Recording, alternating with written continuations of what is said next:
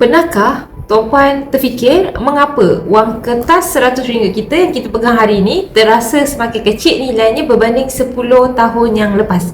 Fenomena ini kita namakan sebagai inflasi atau dalam bahasa mudahnya pencuri senyap kepada kekayaan kita. Secara purata, kadar inflasi menyebabkan kuasa beli wang kertas merosot setiap tahun. Jika tuan-puan ada RM10,000 dalam akaun bank hari ini, nilai RM10,000 tersebut mungkin hanya akan mampu untuk membeli barangan bernilai RM7,000 dalam masa sedekat akan datang. Berbeza dengan simpanan emas. Emas adalah aset yang mengekalkan kuasa membeli.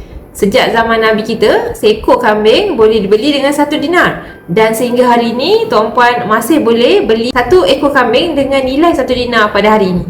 Emas tidak bertambah nilainya secara mendadak, tetapi emas berjaya untuk kekalkan harta tuan-puan daripada dimakan oleh inflasi tanpa tuan-puan sedar. So, untuk lindungi kuasa beli tuan-puan kena alihkan sebahagian simpanan kepada bentuk simpanan emas untuk masa depan.